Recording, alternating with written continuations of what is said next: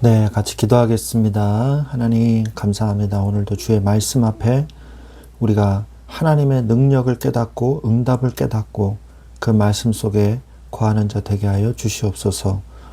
우리 주 예수 그리스도의 이름으로 기도드렸습니다. 아멘. 네, 오늘 하나님의 말씀은 사무엘상 22장 1절, 2절 말씀을 보도록 하겠습니다. 사무엘상 22장 1절로 2절 말씀입니다. 그러므로 다윗이 그곳을 떠나 아둘람 굴로 도망하매 그의 형제와 아버지의 온 집이 듣고 그리로 내려가서 그에게 이르렀고 환난당한 모든 자와 빚진 모든 자와 마음이 원통한 자가 다 그에게로 모였고 그는 그들의 우두머리가 되었는데 그와 함께 한 자가 400명가량이었더라. 아멘. 네, 우리 지난 장에서는 다윗이 사울을 피해서 도망가는 그런 내용을 우리가 봤습니다. 그래서 도망가서 이제 그 성막으로 가죠. 노베 가서 있는 제사장 아히멜렉에 가서 피했다가 다시 블레셋으로 도망간 가드왕 아기스에게로 갔다가 미친 척을 하고 다시 풀려나서 다시 도망가는 그런 내용이 바로 21장의 내용이었습니다. 오늘 말씀은 전체 내용을 좀 살펴보면 이제 블레셋에서 나온 이 다윗이 아둘람 굴로 피신을 하게 됩니다. 근데 이제는 이제 본격적으로 사울의 원수가 되어서 본격적으로 이제 도망을 다녀야 하는 그런 신세가 되었는데 그러다 보니까 이제 자신의 가족들도 이제 위험한 상황에 놓이게 된 것이죠. 그래서 그의 가족과 함께 환난을 당하고 빚지고 마음이 원통한 자들, 소외된 자들이죠. 그런 자들이 다윗에게 이제 모이기 시작을 했는데 그 인원이 400여 명이나 되었었다고 성경은 기록을 하고 있습니다. 그래서 이들이 모여서 새로운 공동체를 이루게 된 것이죠. 다윗은 다시 부모를 모압 쪽으로 가서 모압 왕에게 의탁을 하고 있는데 선지자 갓이 다윗에게 말을 합니다. 다시 유대 땅으로 들어가라 라고 말을 하죠. 다윗이 다른 나라로 자꾸 이렇게 피해서 도망가면 이것은 이제 왕권을 포기해서 도망가는 것밖에 되질 않거든요. 그래서 도망가더라도 유다 땅 안에서 이제 피해야 된다는 것을 하나님이 말씀을 해주고 계시는 것입니다. 뭐 다른 나라 오늘날의 현대의 다른 나라 같은 경우에는 왕이 자신의 어떤 권력을 잃으면 다른 나라로 도망가잖아요. 그런 것이 아니라 도망가지 말고 이 유대 땅에 그대로 계속 있어라 하나님이 말씀을 하시는 거죠. 사울은 이때 뭘 하고 있었냐? 자신의 신하들을 의심하면서 분노합니다. 너희들이 숨겨주지 아니하였느냐? 너희들이 정말 내 신하냐? 막 이렇게 막 분노하고 있죠. 이때 에돔 사람 도액이 이제 앞으로 나옵니다. 나와서 다윗을 도왔던 제사장 아히멜렉을 고발하죠. 그리고 무기도 준 것 같습니다. 이렇게 얘기를 하는 거예요. 그러니까 사울이 머리 끝까지 화가 난 것이죠. 그래서 사울은 그 아히멜렉의 변론을 무시하고 노베 제사장 85명과 성읍의 모든 이 생명들을 학살하는 무시무시한 일을 저지르고 맙니다. 이 노비라는 성은 아론의 후손들이 살고 있었던 이 성읍이었거든요. 근데 이들을 다 죽이고 만 거예요. 학살에서 유일하게 그런데 살아남은 아히멜렉의 아들이 있었습니다. 바로 그 사람의 이름은 아비아달이었죠. 아비아달은 다윗에게 도망쳐 나옵니다. 다윗은 자신의 이 거짓말이 비극의 원인이었음을 고백하면서 그의 생명을 책임지고 보호하겠다고 약속을 합니다. 그래서 아히멜렉의 아들 아비아달은 다윗의 제사장으로 생사고락을 함께 하게 되는 것이죠. 하나님을 믿는 중심이 있는 자는 사람과의 신뢰도 굳건하게 지키는 것을 우리가 볼 수가 있습니다. 우리는 오늘 이 말씀을 통해서 두 가지를 살펴보려고 합니다. 뭐냐 하면 바로 사울의 공동체와 그리고 다윗의 공동체를 비교하고 대조해 보려고 합니다. 먼저 다윗의 공동체는 아까 제가 말씀드린 것처럼 많은 어려움이 있었어요. 그래서 사울의 위협을 통해 어려움 당하는 자들, 그 사람들이 모였어요. 그리고 도망자의 신분인 사람들이 모였어요. 도망자의 신분은 어떻습니까? 정착하지 못하죠. 어디에 한 군데 정착하면 바로 잡히니까 계속 움직여야 돼요.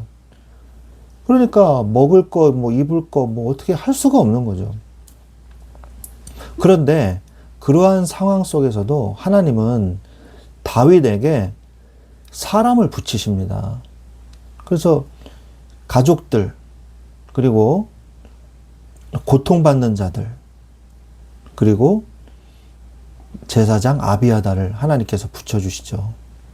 이들은요, 나중에 중요한 조력자 역할을 하게 되는 것이죠. 그리고 이것은 오히려 새로운 왕조를 세우기 위한 하나님의 과정이셨던 거예요. 다윗을 중심으로 하나님께서 왕조를 세우기 위한, 다음 왕조를 세우기 위한 하나님의 과정이었던 것입니다. 하나님의 계획은 사람이 막을 수 없습니다. 하나님의 계획은 사람의 보기에는 안 되는 것 같아 보이나 반드시 하나님의 뜻을 이루는 응답의 축복으로 바뀐다는 것이죠. 그게 바로 하나님의 계획입니다. 하나님의 방법이고요. 여러분에게도 지금 문제가 있습니까? 어려움이 있습니까? 그것은요, 망하는 문제가 아니라 흥하는 과정에 불과한 거예요.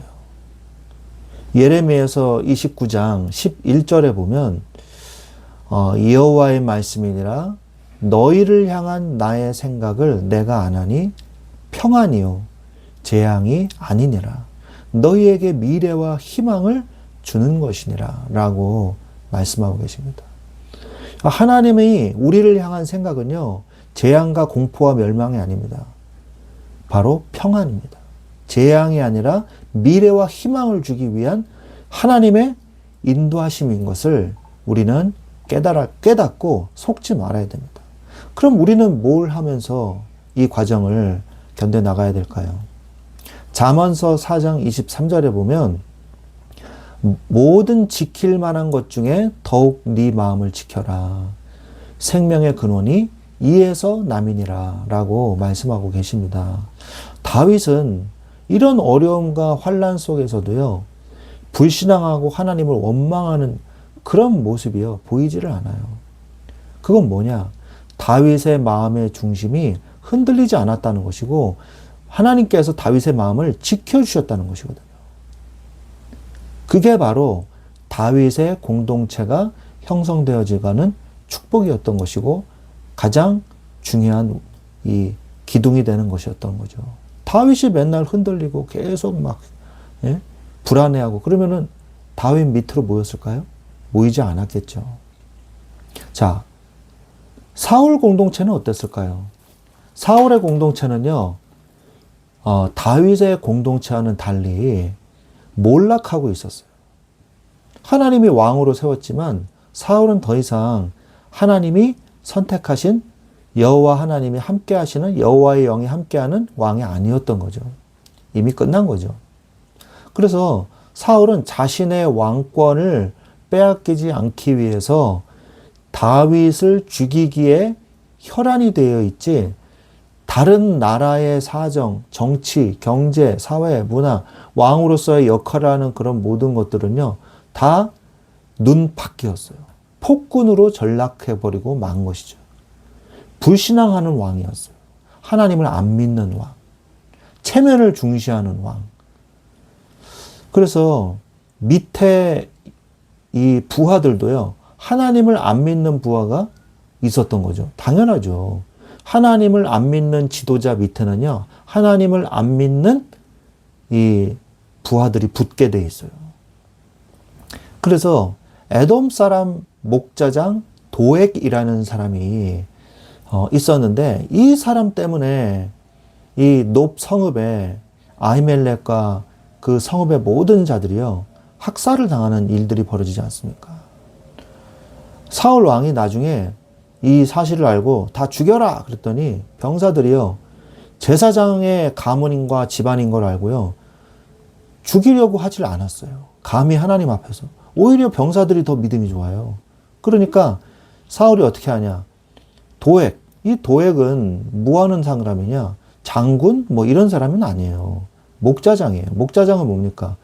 왕이 키우고 있는 모든 가축을 총괄해서 책임지고 있는 사람인 거예요. 그러니까 비서 정도 되는 거죠. 그런데 이 사람이요, 군사력을 동원해서 이 녹 성읍에 있는 사람들을 학살하기 시작한 거예요. 이 사람은 하나님을 안 믿으니까 아무런 양심의 거리낌 없이 하나님의 이 제사장과 그 가족들을요, 무차별하게 학살한 겁니다. 어린아이, 노인, 여자 할 것 없이요. 정말 처참한 일이 벌어진 거죠. 바로 불신앙하는 왕이 있으면 어떠한 공동체가 되어지는가. 이것을 우리는 자명하게 볼 수가 있는 것입니다. 불신앙과 불평하는 자의 주위에는요, 같은 부류의 사람들이 몰리게 돼 있어요. 그래서 저주는 또 다른 저주를 낳게 되는 것이죠. 하나님 분명히 말씀하고 계십니다. 사울 왕은요, 그대로 자신에게 그것을 되갚게 되는 것이죠. 제사장의 성읍을 학살했다는 건요, 타락의 극치를 보여주는 겁니다. 다윗을 도와줬다고 누명을 씌운 것이죠. 다윗을 특별히 도와준 게 아니거든요. 자신의 직무를 행했을 뿐이거든요. 그러니까 하나님을 안 믿는 부하가 아히멜렉을 비롯한 85명의 제사장과 높 성읍의 남녀노소를 학살하게 된 것이죠. 이 타락한 자의 특징이 뭐냐? 타락한 자는요, 자신의 잘못을 몰라요. 나 이거 잘하고 있는 거야. 난 선하게 하고 있어. 라고 스스로 되뇌이듯이 말하면서 죄악을 저지릅니다. 이게 바로 타락한 자의 특징이에요. 그리고 스스로 무너져요. 자신의 죄를 절대 회개하지 않습니다. 그리고 스스로 무너져요. 합리화시키고 이 논리로 그것을 맞다고 말해요. 그래 놓고서는 스스로 죄가 없다고 말합니다. 그러나 하나님을 속일 수는 없겠죠. 죄 없다 하는 자는 돌로 치라고 예수님이 말씀하셨잖아요. 그 말은 무슨 말이에요? 모든 사람이 죄가 있다는 말이잖아요. 그죠? 근데 자신의 잘못을 깨달은 사람이 구원받을 수 있는 거예요. 자신의 죄를 인정하지 않고 그래도 나는 옳아. 그래도 난 잘하고 있어. 이렇게 말하는 자들은요, 결국 하나님의 이 심판을요, 늦출 수가 없는 거예요. 기다리고 기다리는 하나님의 심판. 하나님이 심판하지 않고 기다리시는데 그 기다리게 하시는 그 심판을 더 이상 늦출 수 없게 되는 것이죠. 멸망의 마음의 중심을 가진 자는 어떻게 됩니까? 멸망의 마음이 있는 그 중심을 가진 자는요, 어떻게 되냐? 멸망받을 행동만 합니다. 그러니까 어쩔 수가 없는 거예요. 시편 1편 4절에 보면 악인들은 그렇지 아니하며 오직 바람에 나는 겨와 같도다. 본질상 진노의 자녀, 본질상 악인인 거예요. 그리고 멸망받을 행동만 하고 멸망받을 사람들이 모입니다. 시편 64편 5절 6절에 보면 그들은 악한 말을 굳게 하며 은밀히 올무를 놓고 말하기를 누가 그것을 보리요 하며 그들은 불의를 꾀하고 이르기를 우리가 꾀한 것이 완전하다 하며 사람의 속과 마음이 깊도다 라고 말을 해요. 악한 말을 하면서 은밀히 올무를 놓으면서 이걸 누가 보겠어? 그렇게 말해요. 그리고 불의를 꾀하고 우리가 꾀한 것이 완전하다. 아무도 우리 꾀를 모를 거다. 우리가 나쁜 짓을 한 것을 모를 거다. 라고 말을 해요. 우리가 그런 자들을 하나님의 사랑으로 용서해야 돼. 이렇게 말하는 사람도 있어요. 그리고 그냥 현실에 안주하려는 사람들이 있어요. 그러면 안 돼요. 그들이 스스로 나는 죄 없다 라고 하는데 우리가 그들을 용서해야 돼. 이 말이 아니에요. 하나님은 자신이 스스로 자신이 죄인임을 깨닫지 못하는 자에게는 결국 어떻게 됩니까? 심판과 이 진노가 임할 수밖에 없는 거예요. 그리고 그 타락한 것을 용서해 줘야 되는 것이 아니라 사랑으로 감수해 줘야 되는 것이 아니라 타락한 것을 지지하고 그것을 옳다고 선동하는 거에 불과한 거예요. 그럼 어떻게 됩니까? 엘리 가문처럼 되는 것이고 그들을 용서해 주고 그들을 감싸 줘야 된다고 말을 하는 거는요. 뭐냐? 그들을 지지하고 그들의 일이 더 잘 되기를 바란다는 거거든요. 그들이 회개했을 때 그들을 용서해 줘야 된다는 얘기죠. 그런데 회개도 하지 않았는데 그들을 용서한다? 이거는 용서조차 될 수가 없는 겁니다. 이 차이점을 잘 구분하셔야 돼요. 어떤 사람이 죄를 졌어요. 그러면 저 사람을 용서해 줘야 돼. 뭐라 그럽니까? 용서해 줘야 되는 게 아니라 그 사람이 회개했다고 자신이 회심했을 때 그 사람을 용서해 줘야 되는 거예요. 왜요? 하나님이 그 사람을 용서하셨기 때문에. 그래서 사람도 그 사람을 용서할 수 있는 거예요. 그런데 나는 죄 없어. 나는 거룩해. 이렇게 얘기하고 있는데 그 사람을 용서해 줘야 돼. 이렇게 하면요. 뭐가 되냐? 그 사람을 지지하고 그 사람을 도와줘야 돼. 죄 짓는 거를 도와줘야 돼. 라는 것밖에 되지 않아요. 이 구분을 못 하더라고요. 그럼 어떻게 됩니까? 같이 망합니다. 같이. 죄악 저지른 것을 지지해 줬기 때문에. 여러분, 하나님 앞에서 불의의 꾀가 완전하지 않고요. 올무를 놓고요. 그것을 누가 보리요? 하나님이 보고 계세요. 그래서 그들을 보고 진정한 이 돕는 건 뭔지 아십니까? 그 진정한 원수를 사랑하는 마음. 그들이 회개할 수 있도록 돕는 거예요. 회개하라고 권고하는 거예요.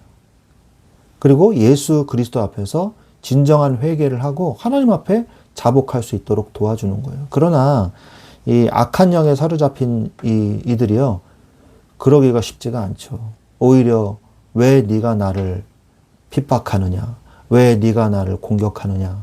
그러면서 오히려 권면하는 자를 죽이려고 하죠. 사울 왕처럼. 그래서 다윗이 너무 답답해가지고 하나님 앞에서 내가 심판받기를 원합니다. 당신과 나 사이에 하나님의 재판장 되십니다. 라고 말을 하잖아요.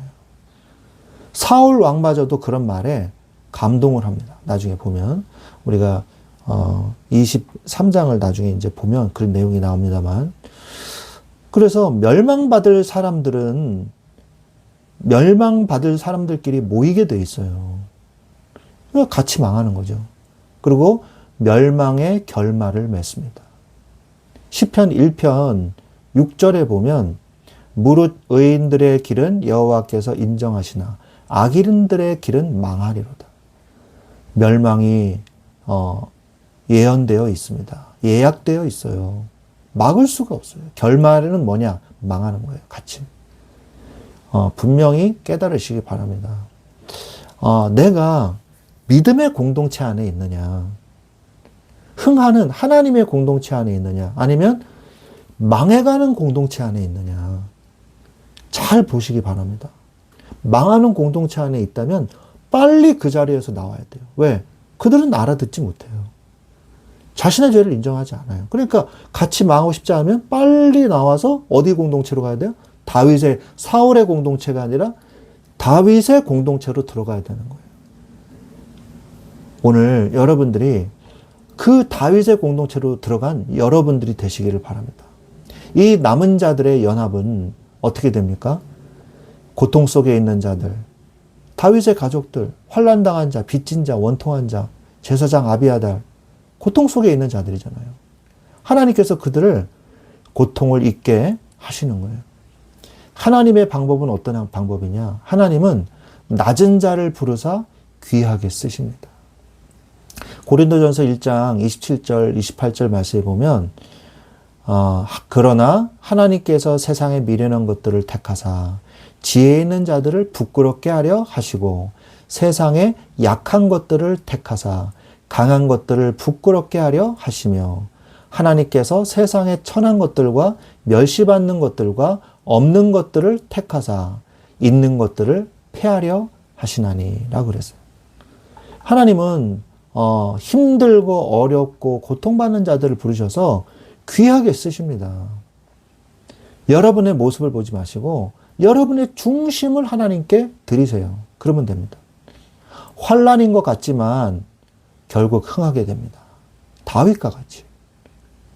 하나님은 하나님의 자녀를 지켜주십니다. 그래서 내게 지금 당장 일어나는 일이 힘들고 어렵다고 해서 낙심부터 먼저 하려고 준비하지 마세요. 낙심할 일이 생기지도 않았는데 낙심부터 하려고 먼저 준비를 하고 있어요. 그죠? 그러면 안 돼요. 로마서 5장 3절로 4절 말씀해 보면 다만 이뿐 아니라 우리가 환난 중에도 즐거워하나니 이는 환난은 인내를, 인내는 연단을, 연단은 소망을 이루는 줄 알미로다 말씀하십니다. 하나님이 결국 소망을 이루게 하세요. 중요한 것은 뭐냐? 변하지 않는 중심입니다. 여러분의 중심은 어디에 있습니까? 시편 139편 23절 24절 말씀에 보면 하나님이여 나를 살피사 내 마음을 아시며 나를 시험하사 내 뜻을 아옵소서. 내 중심을 좀 봐달라고 기도하는 거죠. 내게 무슨 악한 행위가 있나 보시고 나를 영원한 길로 인도하소서. 여러분의 마음의 중심은 어디에 있습니까? 하나님 바라보고 계십니까? 여러분들이 잘 보시고 잘 판단하시고 말씀을 기준으로 해서 보면은 보여요. 망해가는 이 쇠해가는 공동체, 악행 속에서 멸망해가는 공동체냐, 아니면 하나님의 공동체냐, 어느 공동체로 응답을 받으시겠습니까? 여러분들이 하나님께서 남겨놓으신 고통 속에 있지만 하나님의 은혜로 참 평안 속으로 들어가는 평안이요 재앙이 아니니라 너희에게 미래와 희망을 주는 그런 공동체의 축복을 누리시기를 주 예수 그리스도의 이름으로 축원드립니다. 아멘.